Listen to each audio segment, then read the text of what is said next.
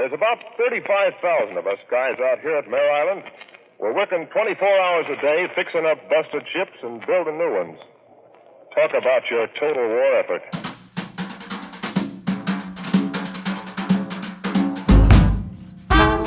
Brother, we got it here at Mare Island. Hello, everybody. I'm Justin Crosley. Ryan Gibbons. Kent Fortner. And this is Battleships to Beer, 10 years of the Mare Island Brewing Company. And fellas, we're on to episode 7. Woo-hoo. Lucky number 7. Yeah. It's been coming through pretty fast for me. You know how, like, when you're having a good time, things just keep moving? I had to look today, and we're already on episode 7. And I've already been talking up this podcast to my friends. Really? No joke. I had a show last night, and they came in and asked me, you know, what else you're doing podcast-wise, what's the Brewing Network doing? And the thing I was hyped about was this. I told them, and I've told you guys, this part of it is because, you know, I get to talk about not beer stuff. And, yeah. So, yeah, I was like, listen, I'm going to send you guys links to this podcast. You're going to enjoy it. I have another friend who's a total history nerd. He kind of drives me nuts with it. He's not fun like you guys. He's annoying. But I was like, listen, if you don't ever listen to one of my podcasts, you're going to like this one. So now we got 6 people listening. That's going to be great. Yeah, we've tripled our listeners. Again, hey, Mom. Right. No, that's great. You know, it's funny. We've like come to really enjoy coming down here. We got a Burmese food next door for a little bit of lunch. Nice. Today was 102 degrees outside, warm, and we're yeah. like, oh, it's going to be cold, and it's going to be nice and chilled down in the recording booth in there. So That's right. Really appreciate the fan being on right now. That's nice. Yeah. Nice touch. Yeah, we've learned how to do. You know, my very first studio back in 2005 was in a garage. And to do shows with me then, you had to sweat it out. You had to pay your dues. Very nice. So, yeah, this is iteration like 7, and we fixed a few things. It does sound like a Steve Jobs kind of start to it. And you know, look at you now. Look at me now, yeah. Hey, fortuitously, your assignment was to tell us what you've heard about Anchor Steam. Yeah. And the sale, which seems to dragging out for so long that nothing was happening, and we had kind of put in hey, we'd be interested. Nobody's ever reached out to us. And then wham, Ryan sends me, what was that, Thursday I think it was? Yeah. Ryan sends me this link to the Wall Street Journal, and holy Toledo, they've sold it. Yeah. Lo and behold, it actually... So, by the way, I was skeptical that was ever going to happen. To me, too. That always just sounded like craft beer rumors. Yeah, you know what, craft brew, you ever heard that? I think maybe I invented it, but craft beer rumors are very optimistic, and they rarely come to fruition. I mean, have you ever heard of liquid courage? Right there, yeah, where it kind of comes from. Yeah. So, to me, I was like, why would anybody buy Anchor? Like, I get it. I get why someone would love to buy Anchor, but it's not a sound investment at this current, environment. But I was wrong, and this sale looks like it's going through by some, like, yogurt mogul. Yeah, Chobani is it, I believe. That's it, yeah. Chobani. Which I eat Chobani all the time, like almost every day. You're an investor. And then I went and read up on, I forget the guy's name, but it's pretty fascinating. He's Turkish descent, and he said he basically brought this Turkish yogurt style to the United States, and they doubled their revenues like every year for like 10 years or something like that, or 5 years or something like that. It's an insane story. But he has like no ties to the San Francisco Bay Area.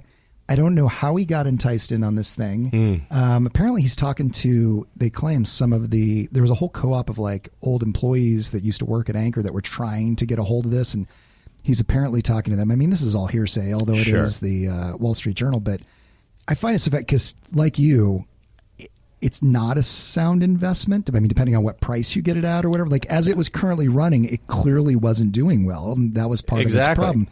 But the intellectual property to this, I mean, the length of that brand, and I love that they kept talking about all these Silicon Valley billionaires that wanted to save the brand, and it's like, well, that's cool if you're going to do it as a charity, but how are you going to make it work? But this guy made Chobani yogurt work. He clearly he's not a business dummy. He knows how it's working.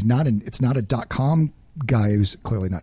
I'm not calling .com guys dummies. I'm just saying they don't know how the beverage industry works necessarily. He's in this lane. He's in the beverage lane. Thank you, Ryan, for rescuing me on color that commentary here. But I'm like super intrigued to see what his, did he just say, hey, I've got enough money, there's a rounding error, let's save this thing and see what happens next? Or is he like, I got a whole plan for how this is going to work because I did it with yogurt? I mean, from my standpoint, the one cool thing about it is he's talking about bringing the iconic label back. And I think that was one of the biggest downfalls of the brand is when Sapporo changed it to some kind of I don't know any better way to say it. I love anime, but like an anime style label. Mm-hmm. And then I think one of the things he said as well, like, wouldn't it be great if we can get the Christmas ale out before the end of the year? Yeah. So, I mean, he's like thinking about the brand. So he's a fan. Yeah, he seems like at least he's well read up on what he's paid for. So yeah, it's exciting to see. I mean, I know for us in the brewing industry around here, it was just so sad to see it go. I think we've already mentioned that. But now hearing that somebody's going to come back with the right intentions and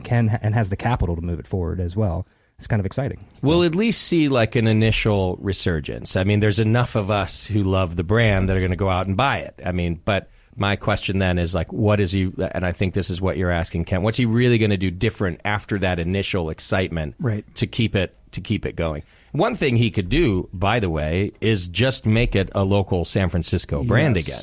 I mean, and not go right back to being a national brand, which they succeeded at, obviously, for decades upon decades. But the breweries that are succeeding now, especially as a startup, which he's going to start again, they're local. They're hyper local. Absolutely. So maybe maybe he did the numbers, and there's just enough beer spots in San Francisco to get the brewery up and running and pay the staff. Maybe that's enough. I mean, it's a little sad on our end. We just hired a San Francisco sales rep, and our War Bond California Common has been eating up all the old Anchor Steam handles. However, again, that's what the beer community is about. You know, we want to see them back. You know? I have to say, I agree with your sort of, and who knows? I mean, he took Chobani yogurt and has gone everywhere with it. I mean, it's in every shopping center you go to. So maybe that's his sweet spot. I have no idea, but I do think, you know, and visitation in San Francisco has been down because San Francisco's been going through some rough times, but it's starting to come back again, and it's never going to totally die. I mean, the Embarcadero is the Embarcadero, and all the, you know,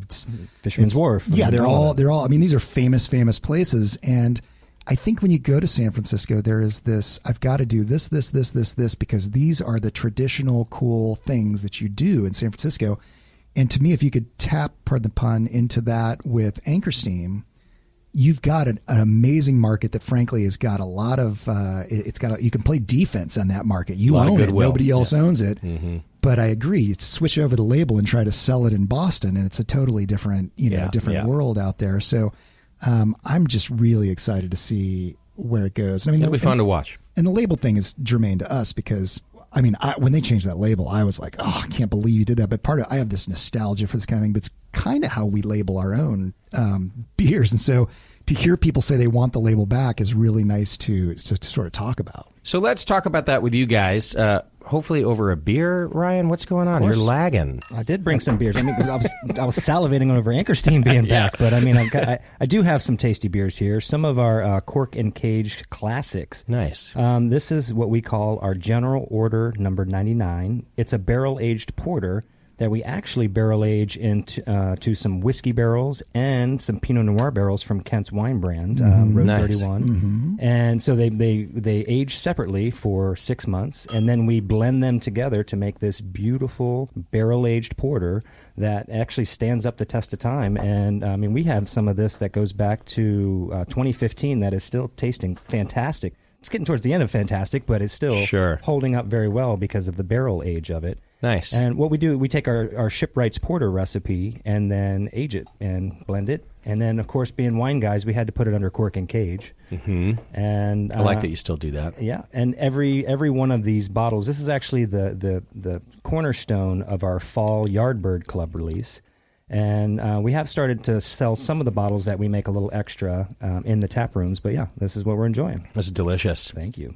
Yeah, I'm really proud of this one. But General Order number 99, I mean, that's just a fun little thing that came off of Mare Island. Where did that start? History-wise, there's a gentleman by the name of Josephus Daniels who was Secretary of the Navy, and he issued General Order number 99, which outlawed alcohol on any naval base or within, I think it was 5 miles of the naval base, and off of any ships. It was 5 miles, yeah. Off of any ships as well. So before that, there was a beer line on the ship, and everybody got an allocation every day as a sailor of beer. Amazing. And he outlawed it all on with General Order number 99. And Ryan and I like to quip that we hereby rescind General Order number 99 on Mare Island, which is clearly not a naval base anymore. But one of the side stories to all this is that if you've heard the term Cup of Joe, many people attribute that to a not so complimentary salute that the sailors used to do and say Cup of Joe That was about Josephus Daniels for suddenly making coffee the strongest drink on the ship because he removed alcohol. So I have to wonder if this was like sort of out of nowhere, kind of the lead up to Prohibition thing, or is it like a "this is why we can't have nice things" order? Like, did someone screw this up? It was definitely before Prohibition. I believe it was 1918 when this order came down. Yeah, but what I mean is, like, did this guy just decide this was necessary, or did a bunch of sailors screw it up for the rest of us? That's kind of what I'm getting at. Fair. You know? I mean, drunk as a sailor didn't come from somewhere. For a reason. But he was probably part of that teetotaler society, I got to assume. And, at some point, you got to get your Navy together and get ready. I think we were just through World War I. And so it's a little bit, let's tighten it up a little bit. Sure. It's maybe a viable question of whether your fighting force is better or worse with alcohol or with. A little bit of morale booster versus do you really want that guy on a gun after he's been through the beer line? I'm not quite sure. It's a fine line, I'm sure of it. Yeah. Anyway, that's the general. And the other thing that's, I think, cool about this is the bunker that we... there's these series of bunkers on Mare Island. If you come to Mare Island and drive around, you'll see them all. And most of them went up within months of Pearl Harbor. There's no lights in any of them. And they're like 12 by 12, probably unusual. They're like little pods, almost super like 12 by 12. Concrete. And there'll be like 4 or 5 of them in a row, or a dozen of them in a row, or 1 or 2 here. And they were designed around the centers where if there was an air raid, all of the workers could quickly pile into these because they were expecting the invasion from the Japanese after Pearl Harbor. And so Ryan, actually, this was near his backyard at the time. Yep. He lived just a couple doors down, and we found this bunker, and the folks who they were leasing these houses and everything stuff, they're like, yeah, you guys can put it in there. So then we went and found Jeff Wallace, who we talked about at the, and he made this steel door, and he welded Go 99 in the bottom of it. Wow. A little Easter egg and, on it. We put this door up, and that's where we would bottle condition basically this Go 99 back in this bunker. And it's still there. That bunker's still there, and nobody knows what it is. We just kind of quietly hold, I don't know, $30,000 of beer back in this bunker back there, which is behind a locked steel door. And it's kind of funny in this one bunker because you can tell over time when the shipyard shut down or whatever, some kids must have gotten in there, and there was a no smoking sign inside of it, and then they had crossed it out and said you can smoke, and it said no girls, and it was just kind of so it's just a nice little fun bunker. I love this. Yeah. Well, as you're going to find out during this episode, we're talking a bit about Mare Island branding. And don't worry, not just so that we can sell you on Mare Island branding, but actually how it relates to the history of Mare Island. And of course, we've been talking about that in almost every episode in little bits and pieces, but we kind of wanted to hone in a little bit about the decisions that Ryan and Kent made at the start of building this company and continue to make in order to keep the brand true. And since we started with Anchor, I did want to kind of go back, just to the minimalist label. A decision that you guys made. And by the way, I think at a time that in beer, labels were becoming more colorful and more exuberant. And because of the brand path you chose to honor the history of Mare Island, I think you guys kind of did a little bit of the opposite. So I wonder if you can just kind of guide me through that. Yeah, sure. I mean, again, we're wine guys. So, if you kind of think of a wine label, they're really clean and classy, very minimal fonts and whatnot. And then at the same time, Mare Island being a naval shipyard, it's based off the military. Same thing, clean lines, everything's very, very to the point. So we wanted to bring that into our packaging. And, I remember when we were designing the label, I went to the Whole Foods up in Napa, and I was just staring at the wall of all the bombers at the time. It was the 22 ounces. And everything is exactly as you said. They were very colorful, a lot of foil being used. And one of the things that it just all of a sudden struck was that the lack of color would actually help stand out in this set instead of all of this, kind of this jumbled color palette that was there. So yeah, we took a really nice cream color as our main background, and it's got, again, kind of really clean lines about it. And then, of course, we have our graphic designer we already talked about that does our little icons so that each one is individual. But you can tell every one of our beers belongs to Mare Island Brewing Company. You're not seeing 4 beers in a row and be like, I think this is from one brand or maybe another. And so it's all pretty cohesive on that. Yeah, and I think there's a maybe a slightly conceited approach to this, that the Anchor being a great label that I absolutely admire, Guinness being out there, like these even frankly, Rolling Rock, Rainier Beer, these things that are icons in the Samuel industry. Smith, there's another good one. There you go. Our sort of goal was, we want to be one of those brands. I know that sounds really over the top, but that's what we want to be. And the flip side of that was, there's trends, and we could have made a lot more money in a few of the years that we were working on this if we had come out with a flaming mermaid on the label or something like that. But you see those things pop up and go away, and we're really, Mare Island's been around since 1854. Well, the shipyard was. We want to be around 30 plus years. I'm starting to say 70 now is what I'd like to be around. But, we'd like to have and so we've tried to take more of a long-term, like, okay, we may miss this trend, but we're not going to chase that. And instead, we're going to do something that's sort of tried and true. And our goal is that somebody really embraces with us and comes back to us over and over. And is, it's kind of an old friend. And I do know, like, Ryan would come back from making pitches to Whole Foods or our salespeople or whatever. And some buyers are like, they'll actually take our can and then they'll show some others that are sitting on their desk that have, bright blue, whatever on them. And the buyer will be like, you guys really think you can sell next to this thing? And my response has always been, they don't get our brand, if that's what's going on. They don't understand the depth of our brand, and we can't have depth to the brand, if we're just trying to be Ryan and Kent's Excellent Brewing Adventure, which is what I don't want to belittle anybody because I think there's some amazing things going on out there, but we're not that important. We're not that good. And if we did that, Ryan and Kent get old after a couple years, literally and figuratively. And now, what do you go to? So I think, when I think about it, and maybe because I'm not politically conservative, but I'm more conservative in the way I kind of look at the world, it's that corner Irish bar that's been there forever. It's that, shoe brand that's been around for 300 years. These are the things I admire. And we really work hard on that. And sometimes I say Max is lucky and sometimes I say poor Max, but our marketing director, we talk to him and we're like, hey, here's the box around this brand. And I'm sorry, but if you come to us with something outside of it, we're not going to go there. But if you look within that box, it goes so deep. There's so much you can do down through that frame. And that is not unique, but it's a different point of view. And it's a longer game, I think. Yes. And it's, but not just that.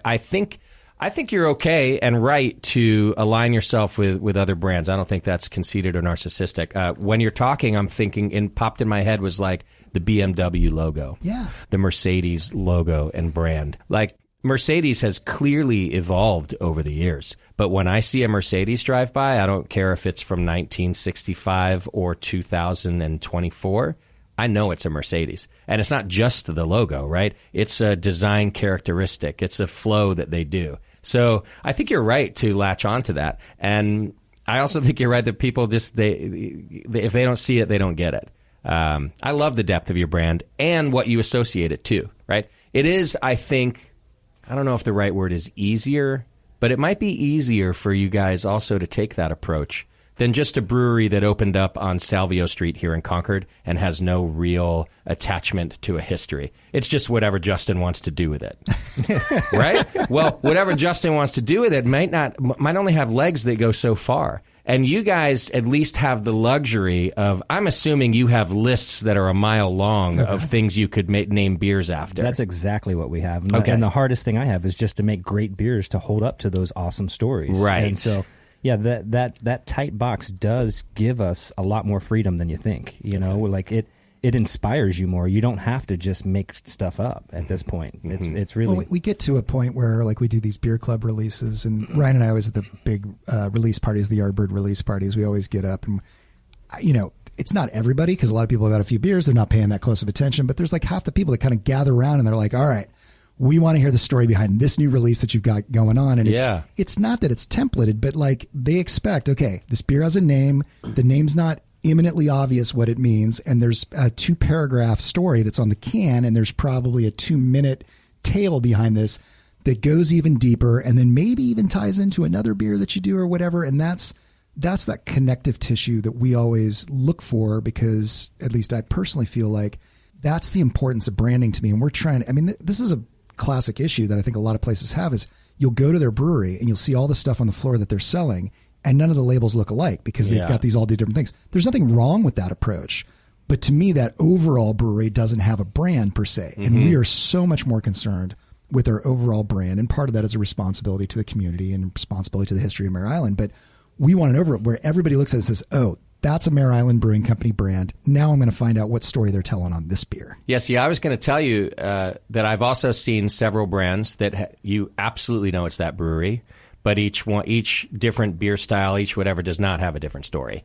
Like, in other words, there's no depth to that brand. I've got a couple in my head right now, and I know exactly who they are when they're on the shelf, but I don't have to look any further into that story. That's where their branding stops, and that's okay. That's sort of what I meant. They don't have the luxury sometimes of a further story. So I like that you have a bit of both. Yeah. Clearly recognizable, and then it goes further. I am curious. I probably should have asked you guys this off air to let you think about it, but I want like a couple rejects like that came in, and you're like, nope, not the brand. Like that someone came in and was like, yeah, I want to do, Sailor's Cannon, and you're like, there's no story, man. We haven't, Yeah, I got one good friend out there who he keeps wanting me to do an Imperial Red, and it's called the Brass Screw because that's the name of a propeller on a ship. Oh yeah, okay. I think it's still a good name, but it's just so not specific to Mare Island. It could be any ship or anything like that. I mean, that's the one that comes off the cuff there. Okay. But again, great name, great beer idea, but I haven't been able to find the depth that really tells a story about it.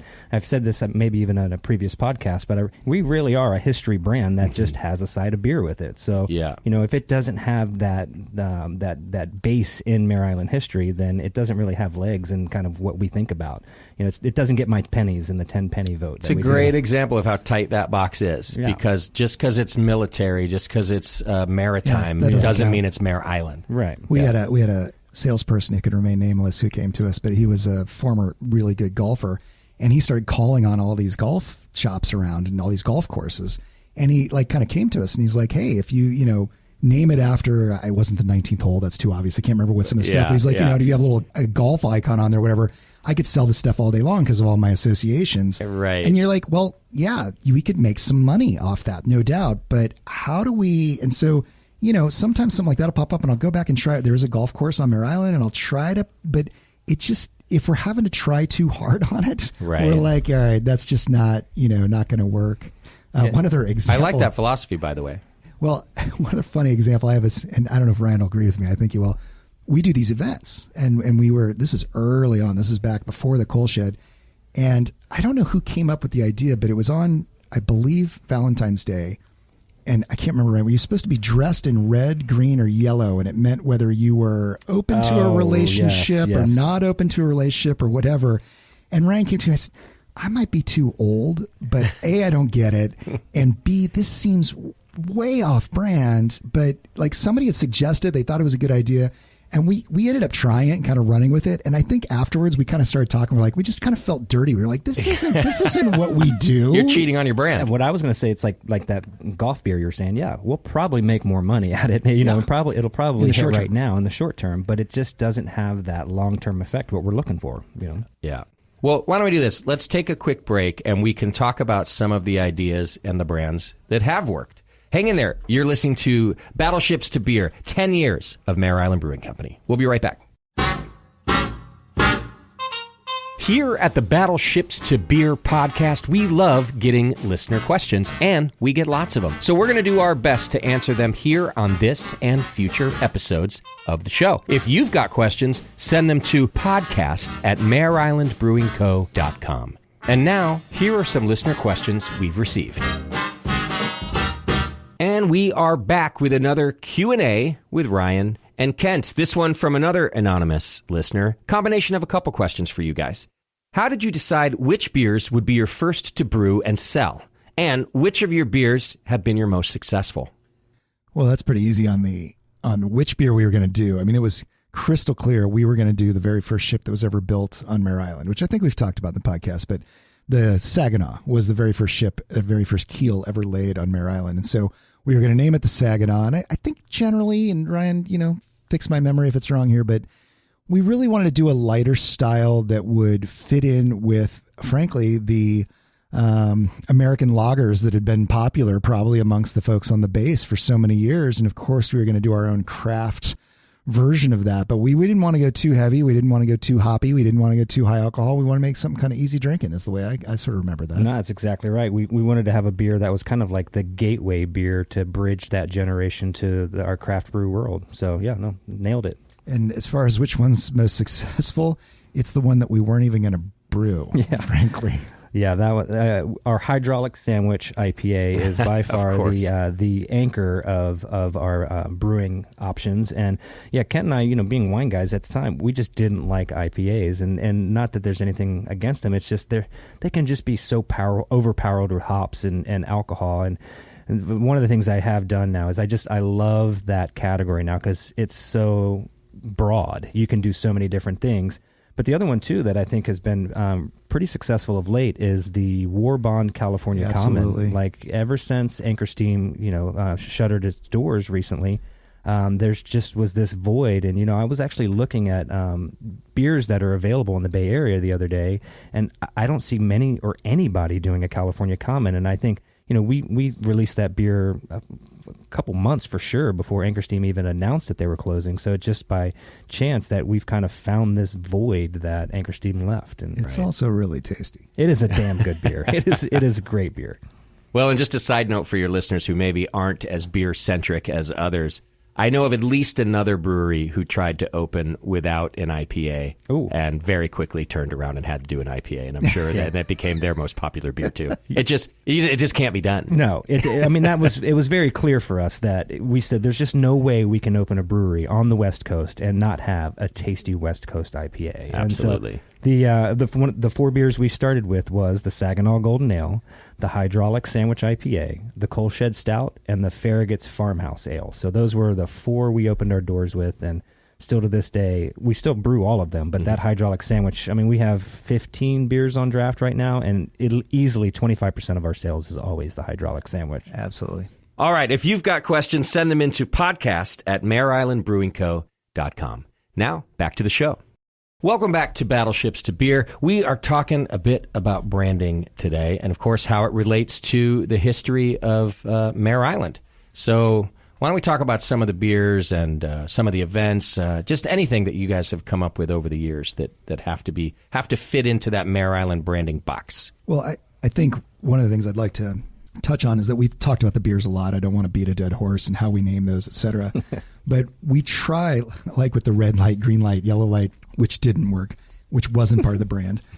We try in everything we do to come up with things that are related. So like a good example that I would use, we bought a food truck during COVID because we had to do something. We had to buy a food truck. Yeah, we had to have food in order to do what we needed to do during COVID. And I think we're going to talk about COVID in another episode at some point. Yeah. But we needed to get a kitchen up and running soon, really fast. And so we went down and we got a hold of this food truck and we're like, well, what are we going to call it? We got to have kind of a name for the food truck. And in doing our research, when World War II happened and the ranks of workers on Mare Island swelled from like 5,000 up to 50,000, one of the hardest things they found was how to feed all these people that are working on the island.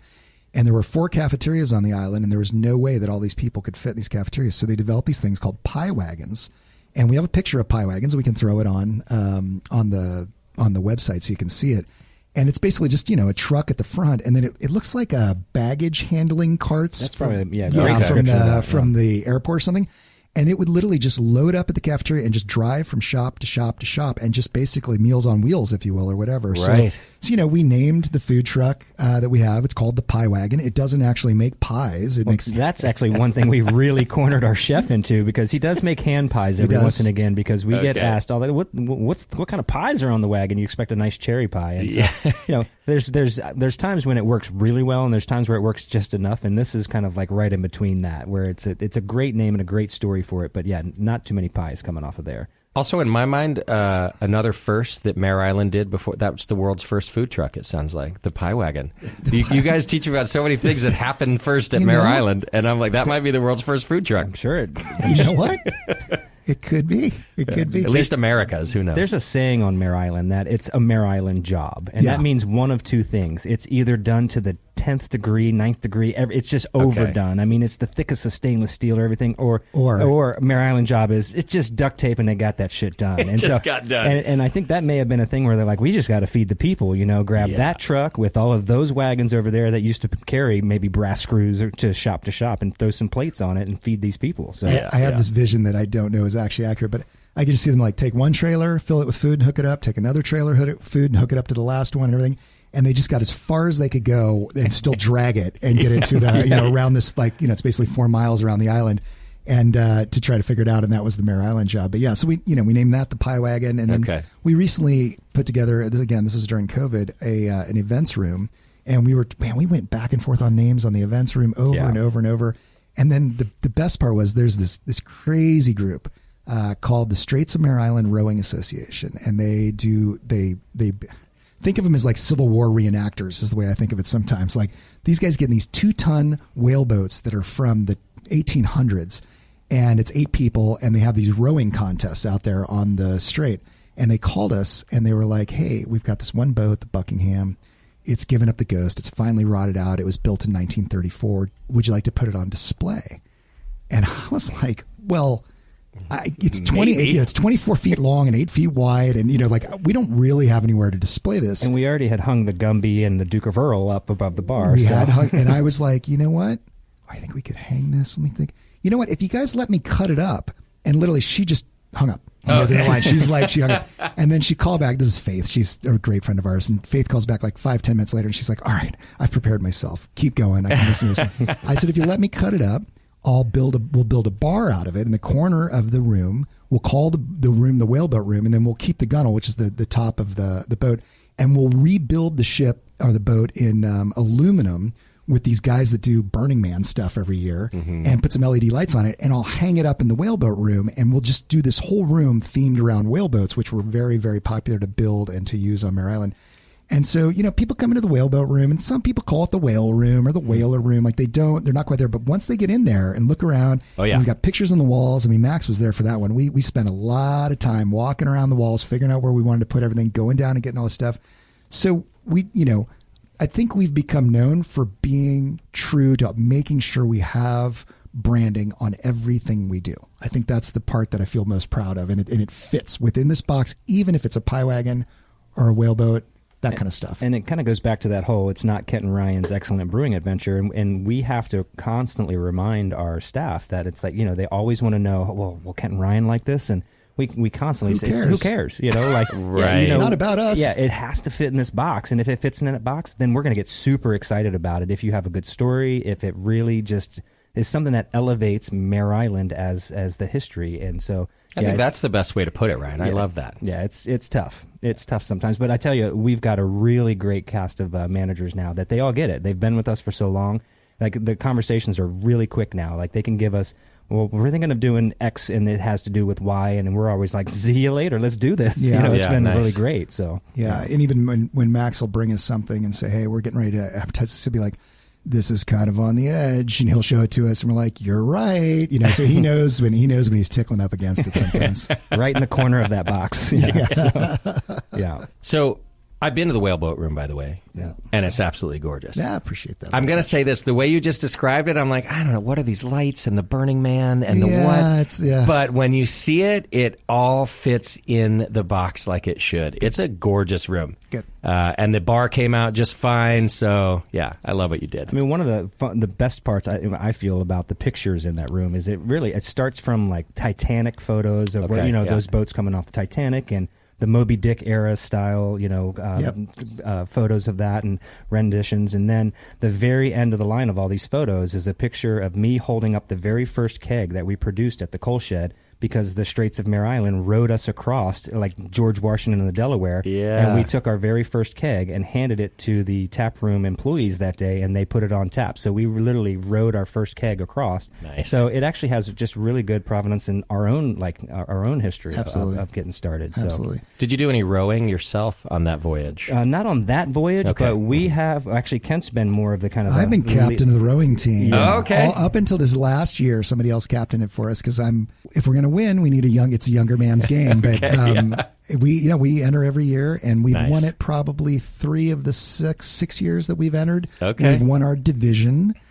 We beat the firefighters and the police one year, and we had a woman, she was probably in her 70s by that point, Anne. about 4'11", And when we were getting in the boat, you could see the firefighters just laughing, and we freaking crushed them. She's all arms, man. She's all arms. And wow. so we get out there and row with them, and it's when fun. you say we, is this the Mare Island Brewing Company rowing team? So it kind of depends on when you look at the timeline. Okay. When we first started and we only had 5 employees, you need 8 of them in the boat. So a lot of it, we actually kind of bring some of our Yardbird Club members in, nice. and it's definitely become more of an alumni association over time. But there's every first weekend in October, there's the waterfront weekend, what they call, and it actually goes back to the days where it would be a family day for the shipyard, and everybody would come out, and this is where they would have these whaleboat races out front. So the group actually and this organization has revigorated it. It was actually, I think, the same year we started. I think in 2014 was the first year they came back. And so it happens right out on the waterfront, and kind of all the party happens in front of our ferry tap room. And so, yeah, of course, every year we have to have a team. There's a picture on the whaleboat. If you come to the whaleboat room and look on the walls, there's a picture of the team from the USS Arizona that raced. They got second, if I remember right, in the Vallejo Cup in Vallejo. They raced their whaleboat team against the USS California, and a couple others came in second. And there's a picture of all the guys have signed it, of all the guys who were in that whaleboat. And all of them perished at Pearl Harbor when the Arizona went down during Pearl Harbor. So there's some crazy echoes of major issues in history that went down that are kind of come from this family day whaleboat racing, which is we now carry on in this much more recreational echo of what it is. I mean, we practice 4 times, and there's always a hydration meeting after the the practice. But no, we've got a team, and like you said, sometimes it's mostly employees, sometimes it's mostly customers. Okay. That are up there. I did join 1 year. I'll say that I joined 1 year. We did win that year, so it was exciting. But I tell you, like I don't need that in my life anymore. It's work. I'm sure of it. It's after a long day of brewing and kind of getting, it's like, all right, come get in the boat and row for an hour. And it's like, the tide is kicking my ass right now. And So actually, I'm going to give you the straight skinny. Ryan's got this very like laissez-faire veneer of like, I'm good and laid back. You get him racing, you get a stalking horse out there against him, he can't stand to lose. Competitor. Competitor. Cannot stand it. I'm the same. I'm exactly the same. If there's any competition involved, forget it. That's probably the reason why I don't like to do it. I'm a terrible loser. Yeah. Well, what about some of the other events that you guys do and how those fit your brand?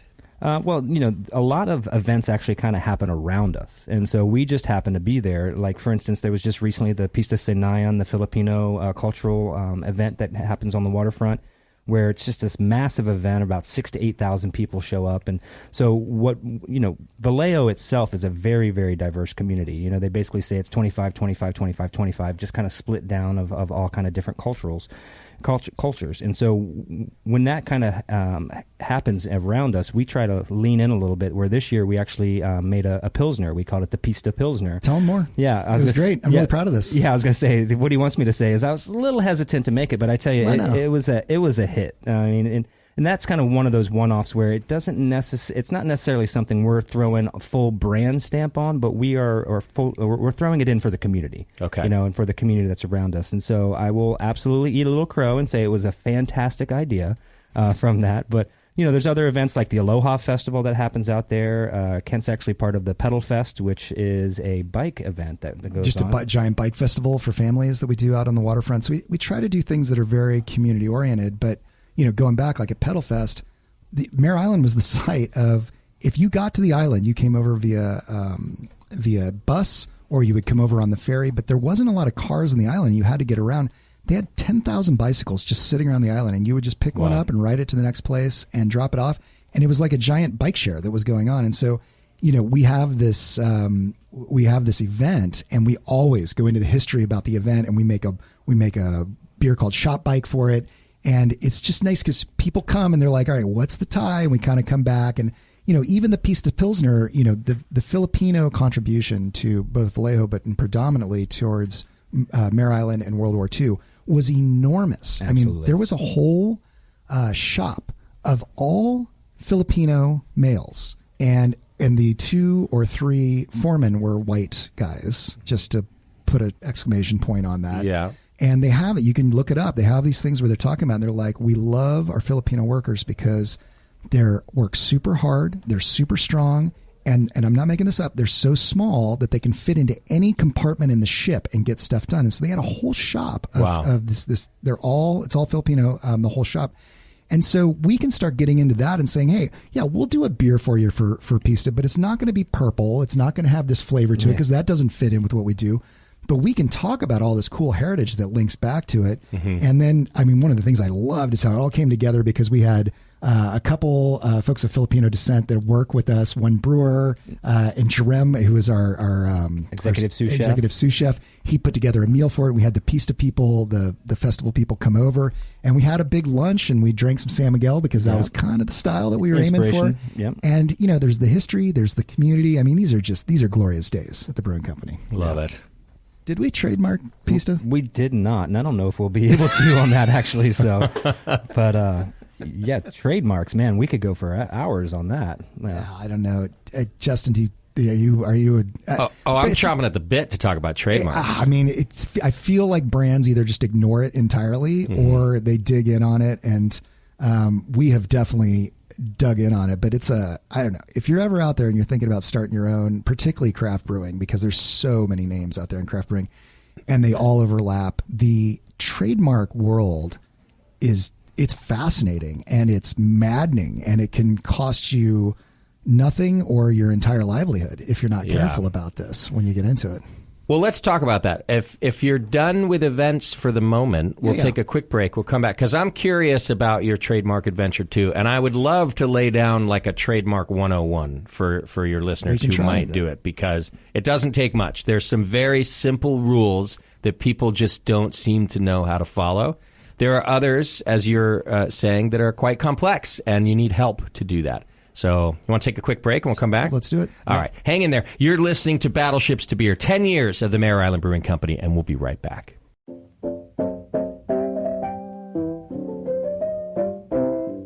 All right, so apparently we've been the butt of a lot of these ad jokes with Max, our marketing director, writing these ad copies for us without us knowing it. So we took the liberty of writing one for Max. So I'm going to hand it to Max Walker, marketing director, and go. Should I be nervous?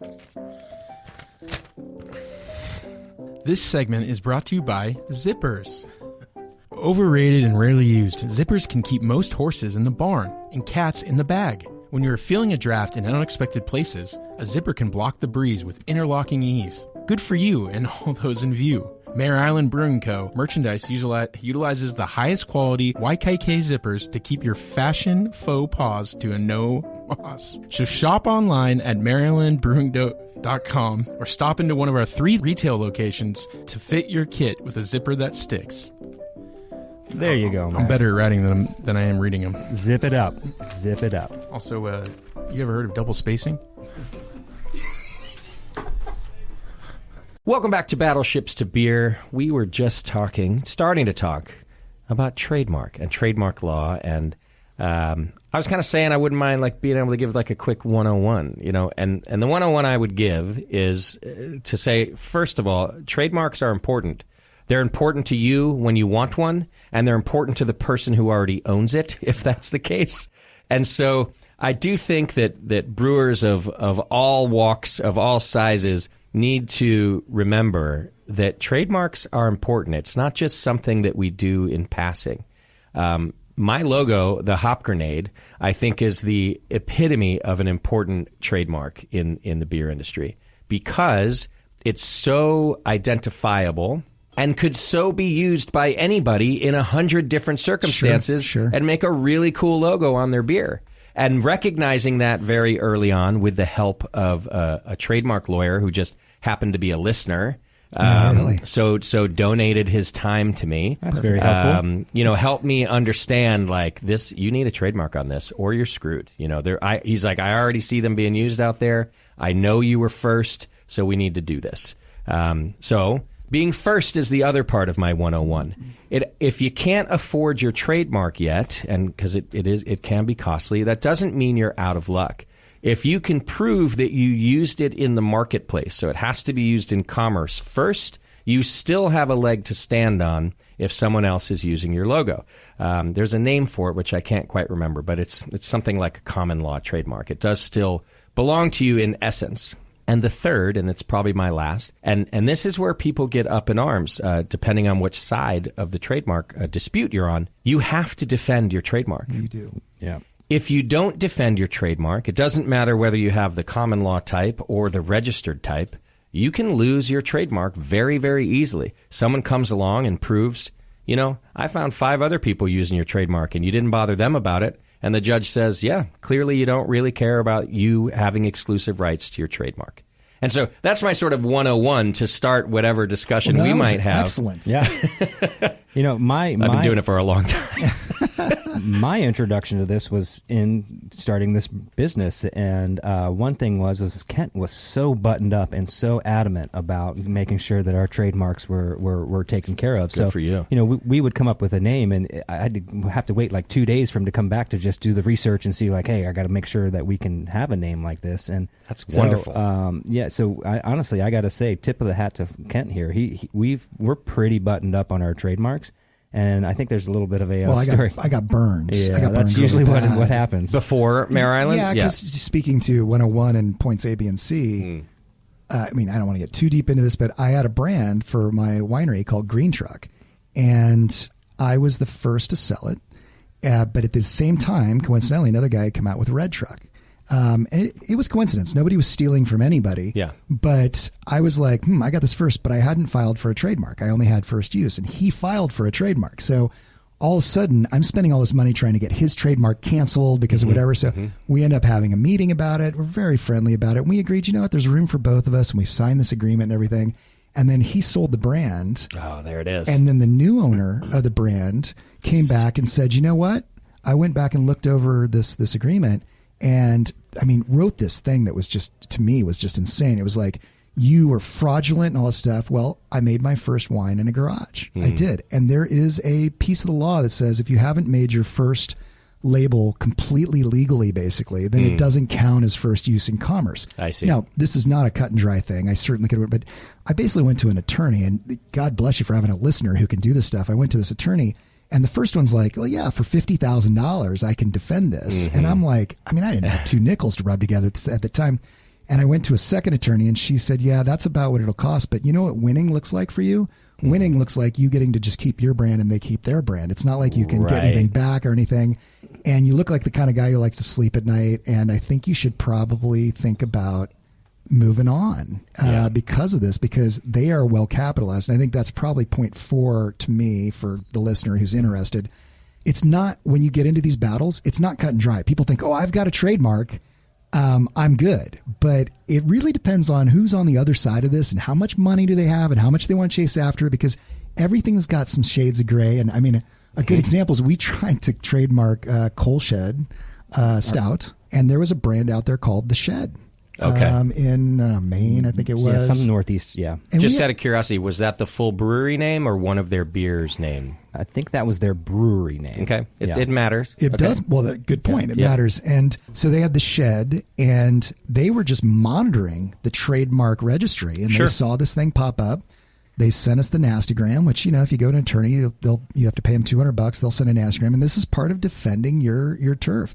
And the reality is, like, is Coal Shed and Shed, is this, I went to our attorney and she's like, well, we can battle this. Well, you can get in a years long battle that the only people who win are the attorneys at the end of this whole thing. And so, you kind of got to look at who's behind that. And you're like, oh, well, they got a lot of money and they've sent a lot of these cease and desist letters, and they've gone all the way to the mattresses on a lot of these things. So we ended up trademarking Coal Shed Stout 151 Mare Island, California, something super long and very specific.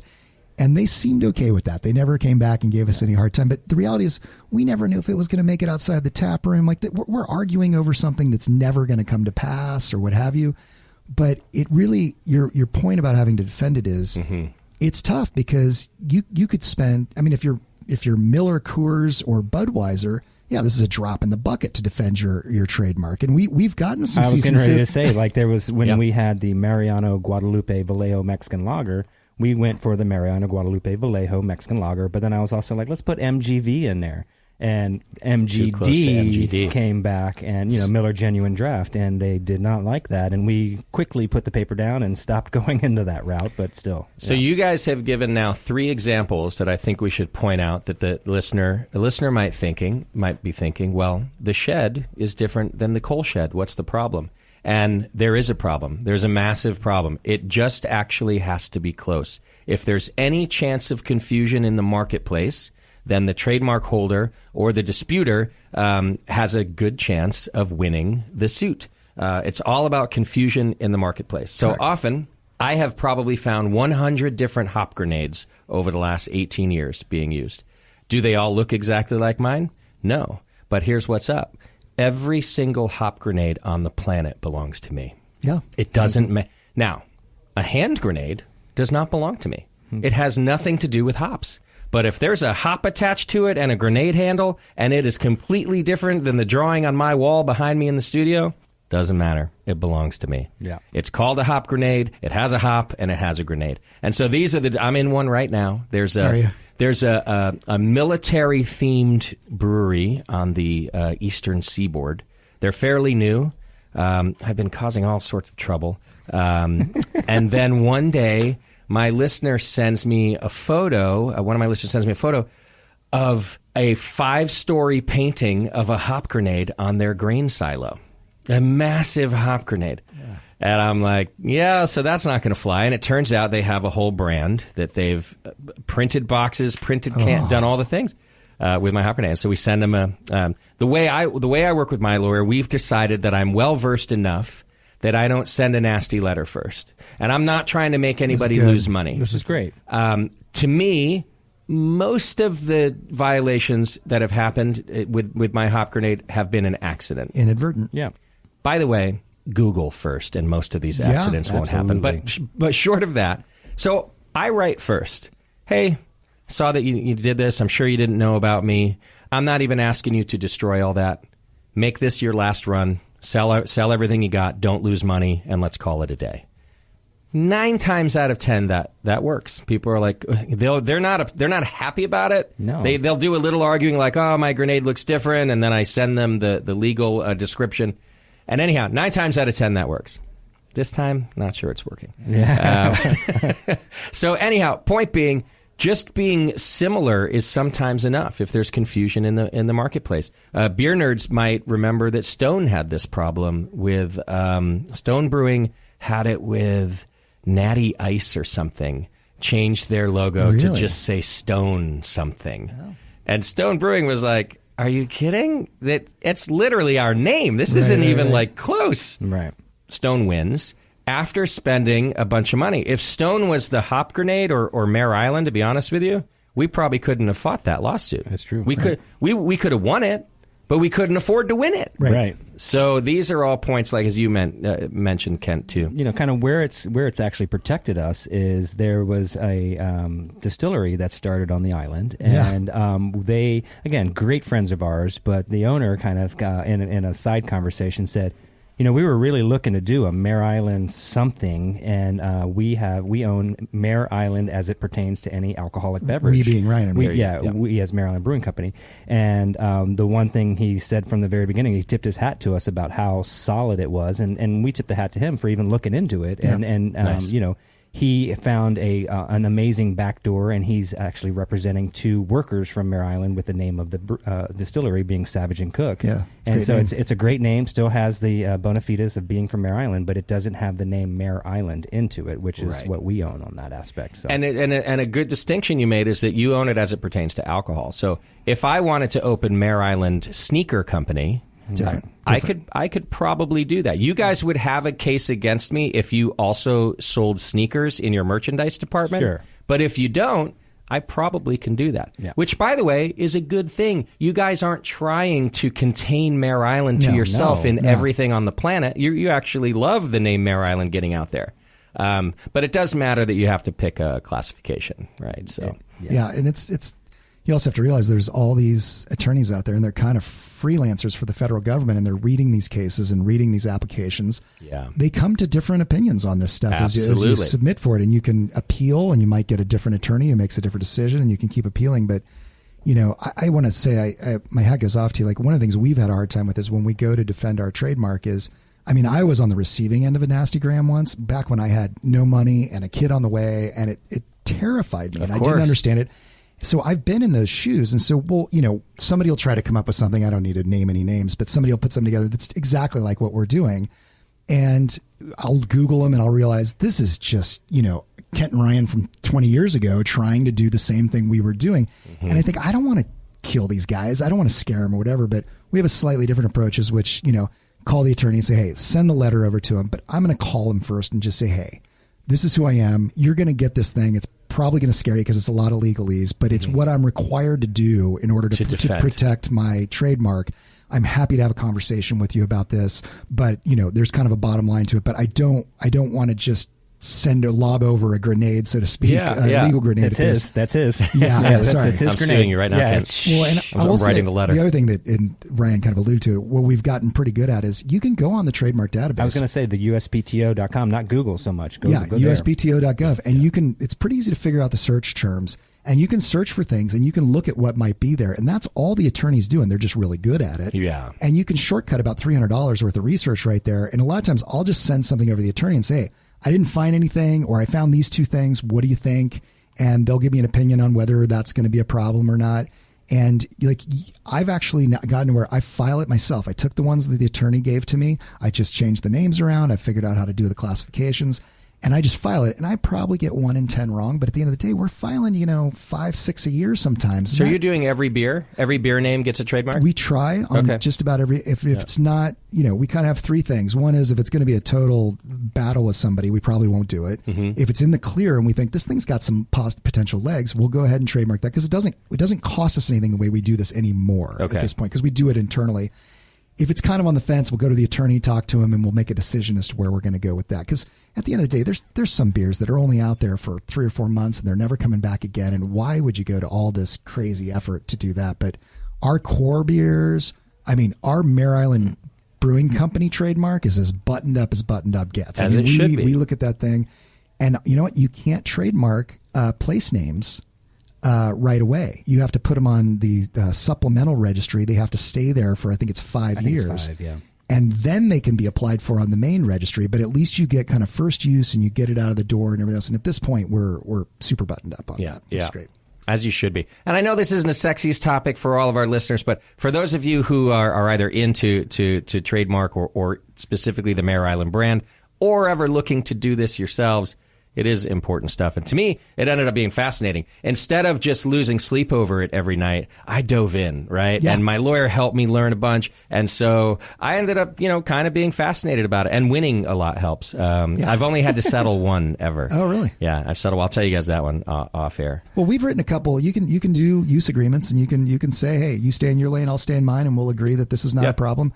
We've worked a couple of those out because we're not out to put anybody out of business or anything, and vice versa. We wish people would be never kinder, wanted to do that. Be kinder to us too. When we don't doing this intentionally most of the time. It just kind of pops up. I got to say, our hydraulic sandwich IPA is our best selling brand that we have, and it's a fantastic name. And there are definitely people that say hydraulic sandwich in different ways. So I've seen that come through the grapevine every once and again, where we have to defend it. Being this brand where we want to say, 20, 50, now 70 years on wanting to do this, we have to make sure that our main, brand is protected through that. Of course. And you might even agree that, hey, you know what, this particular use of hydraulic sandwich, we're going to approve. But if you do that without written approval, you're opening yourself up to anyone using hydraulic sandwich. You weaken your argument. So it's in other words, I'm kind of saying it's even difficult to be the nice guys about it. It is. It's you, and I'm sure you guys want to do that. It sounds like you want to do that, but it's difficult to do that. Yeah. You got to do it in writing. Yeah, this is kind of one where we did a naming trademark. It was actually brought to us internally, but we have a tropical IPA that we do. Okay. And that's funny enough, we're just releasing it now again for the long time. And there's a really awesome map that somebody drew. How long ago was that? I think it was in the 70s. Yeah, it seems like it was in the 70s. And in the corner of the map, the map was of Mare Island, and they added like a Loch Ness Monster kind of serpent in the water, and there were different elements that were it just didn't seem like it was military. Yeah. And Kent stumbled upon this, and one of the elements on there was, what was it on the? It was a little submarine, and it was so cool. I mean, I've met the guy who drew this map, and it's a super detailed draftsman map. And then there's a Loch Ness monster in one corner, and there's this little submarine in another corner. And I said, well, how the hell did you do this? He's like, well, I thought I'd throw him in there and see if anybody noticed, and nobody noticed. And so this map is like widely, printed and everything. But I loved that little submarine. And was it Yellow Submarine? No, it was a Yellow Submarine. It was a yellow one. Yeah, I wanted to call it the Yellow Submarine beer. Is what I wanted to call it. It's a pine. Yeah, you see where this is going. It's a pineapple infused beer, IPA. Yeah. And so, as we do, we've got this long list of names that when a beer comes up, we're like, let's consult the list first. Right. And we consult the list, and Yellow Submarine just kept popping up because pineapple's yellow. It's kind of got a cool story behind it. And so, Kent and I are kind of like, I think we should do Yellow Submarine. And so I think you took it over to Max, marketing director Max, and Max is like the Beatles. He said immediately, and I'm like, oh, that's why I like it so much. I don't know, I wasn't paying attention. And then, to your point, yes, you can do something that's out. This would be alcohol. Yellow Submarine's clearly an album or something, but there are other things that transcend all categories because they're just so iconic. I mean, you couldn't do a Kleenex beer, because and so. Are we going to go up against the Beatles catalog? No, I don't think so. But we got a super cool name for that. Well, because that was one where it's just like, you know what, Max? You're absolutely right. Now you need to find a name for this because you kind of destroyed this for us. And so he actually did, and this is when we knew Max got it, when he understood it. And so he went through and he found out that it was James Alden. Is that the I think that's his first name. James Alden is the one that had everybody bring those plants back to Mare Island, and we have these amazing trees all over Mare Island. And there's 2 bunya trees that came from Australia. And so those trees they're 70 feet, 80 feet. Sounds right. And they produce these size of a human head pine cones, and when they fall, apparently they used to have to put caution tape around so nobody would be around them. They'll kill you. They'll absolutely kill you. Wow. And he just came back and he said, I found, we're talking a tropical IPA. You guys want to find some Mare Island history. And I found that there's these 2 trees that are still there today, and they're called bunya trees. And so from that one, that was the first beer that Max actually named, and it was called. And now, again, we're just releasing it now. Again, is the bunya tropical IPA. And nice. So it's got a quippy enough name to kind of want you to get in a little more, but it was damn near the Yellow Submarine and the end of our company. So, yeah. Well, and that's how some of these accidents happen, too. And it's why I give everybody the benefit of the doubt. When you two are focused on something, and this map was what you were focused on, and you get excited about a name, of course now that Max said it, Beatles is obvious. But when you're caught up in your bubble there, it's not obvious. And this is why I give people the benefit of the doubt. Yeah. Although hire a Max and ask first. Yeah. I mean, Ringo should have just been hitting the drums behind us the whole time, but we had no idea on that one. Yeah. What are some of your other favorites? I mean, obviously the hydraulic sandwich we already said. It's just such a great name, and again, tips off to Sherry for helping us coin that name. And then I actually took some historic liberty when this is one of those few times, but I love it. Yeah, so we come out with this amazing hydraulic sandwich IPA, which by the way, Kent and I did not want to do an IPA. Nope. Okay. We're wine guys, and at the time, just IPAs just seemed like just so overdone. I thought it was a trend. It's just and then it just became very apparent there's no way we can start a brewery without having a solid West Coast IPA. Yeah. So, we got the recipe, finalized the recipe, called it the hydraulic sandwich, and then, of course, the first thing you do when you open, everybody's like, what other IPAs do you have? It's like, damn it, I thought we had this. Yeah, I thought we checked the box. Yeah, exactly. And so I then started really diving in and wanted to do a double IPA. And, everybody wants that big hit, and that's kind of outside of our lane a little bit of where we wanted to be. We didn't want to be so big alcohol percentages and big hop bills and whatnot. And so, but, a double IPA, you need to do that. And so as I was kind of going through it, I'm like, man, we got the hydraulic sandwich. What can we call this? And it's like, well, the island did make nuclear submarines, and, it went from they went from coal to diesel to nuclear. I was like, you know what? We just got to call it the nuclear sandwich. And so that's where we definitely took a little historical liberty and came up with the name. And it's a 9.1 banger for sure. And, it's going nuclear. It is going nuclear. People, they buy a 4-pack, they go, I'm going to get nuked. Yeah, exactly. Yeah. That's perfect. Yeah. So that's actually been a fun one. And then, our holiday pack that we do, our three wise men. It's definitely a play on the religious aspect. It's let out Christmas. around the holidays, Mm-hmm. and instead of it being the three wise men, it's our three wise men. And we released the Farragut's Farmhouse Ale, who Admiral Farragut was the first, commander of the island.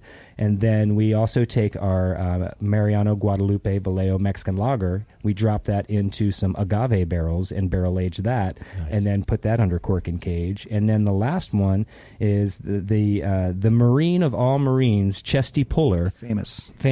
So the Navy and the Marines the Navy was first, and then the Marines came out of the Navy. Sounds right. And so on Mare Island, there was Marine barracks, and they also had a Marines bar on the island, and it was called Chesty's Place. And but yeah, Chesty's, he hit one of his famous. What was it? We're surrounded. Now we're surrounded, so now I can shoot in any direction. Yeah, and or something like that. Yeah, and so that guy was just basically, he's the man's man of all men in the Marines. And so we have Chesty's Stout, which we take our coal shed stout and put that into whiskey barrels and have that. So that's just been a really fun one where we can actually really highlight some colorful characters from Mare Island and then put them all into one package and say why they're important to the island. And Maybe I could close it out with one more that we're actually working on right this moment is there is a haunted building on the island, Building 77.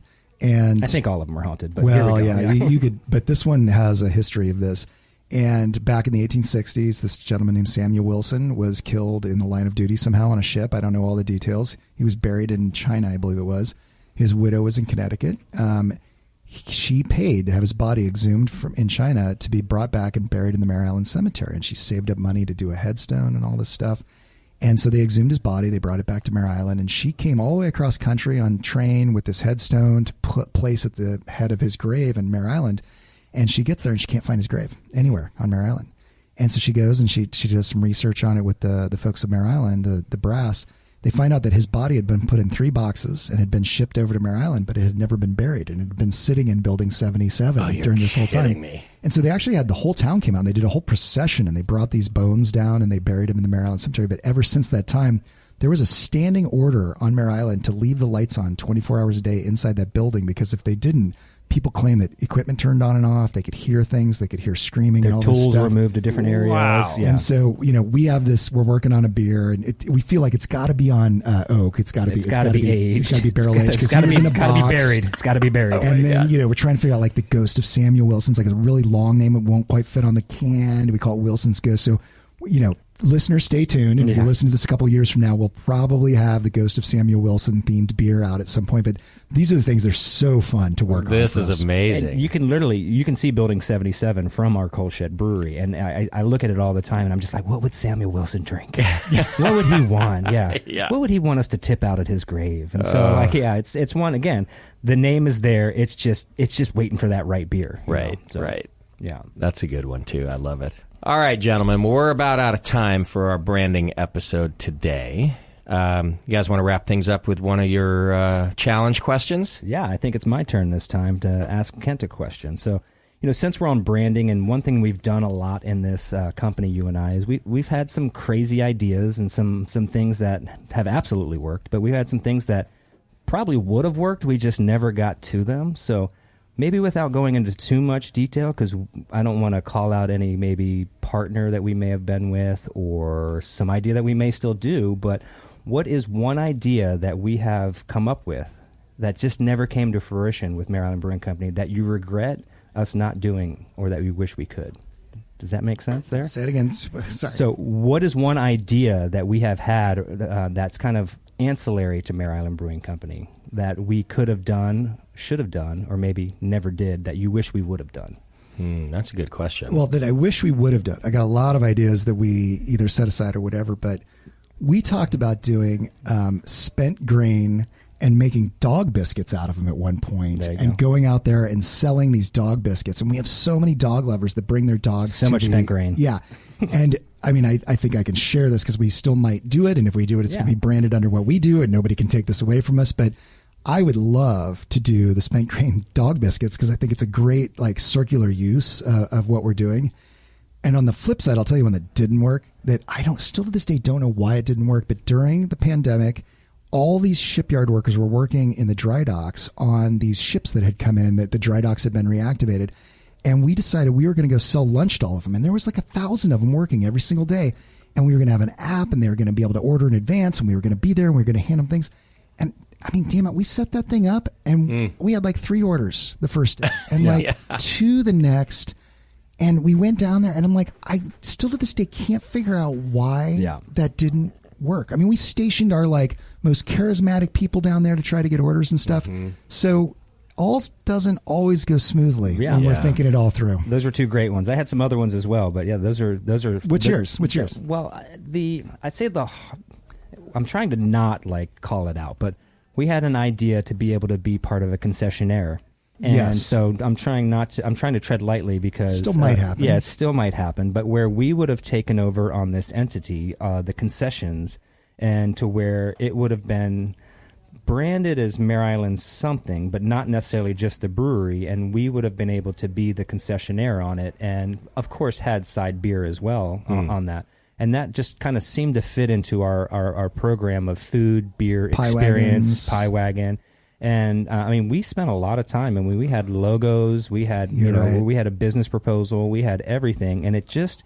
And again, this was also during the pandemic. And, again, maybe a good teaser for that pandemic episode. We were just trying to figure out how to survive. And there were many ideas that came to the top through it. But I think that was the one that I feel at the end of the day, there's still some legs to it. But it would have been a completely different business model, but something fun that would have also fit into the puzzle of what we do. Well, you had more time to think about the question that you asked me, so you had a better answer than I did. But that's where I will say we do when we came up with a mission statement, thinking we were we weren't trying to be too corporate, but we should.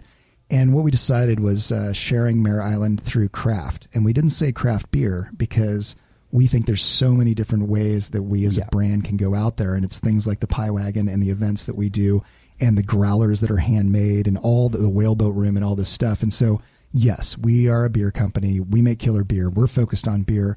But at the end of the day, it's the craft of the beer and how it ties into Mare Island and the craft of Mare Island that's most important to us. And that is what makes the brand, kind of to put a point on it. It's full stop. Full stop, yeah. And that's where that's where you can define a brand. You may have the widget, but what is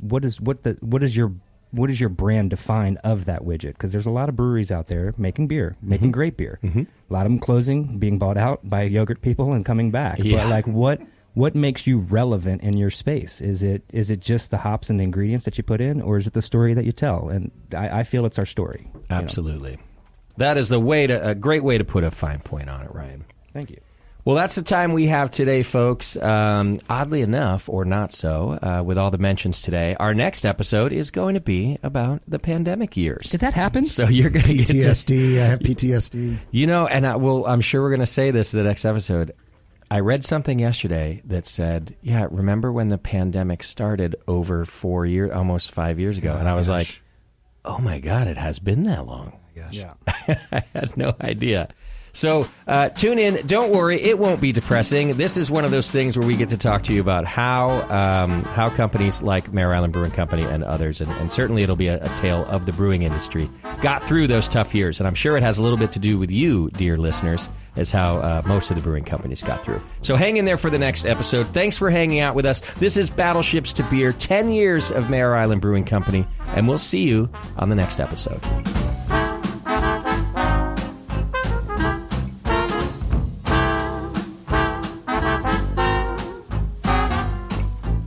If you want to see historical and other photos to events referenced in this podcast, head on over to the Mare Island Brewing Company website at mareislandbrewingco.com or check out the link in the show notes for this episode.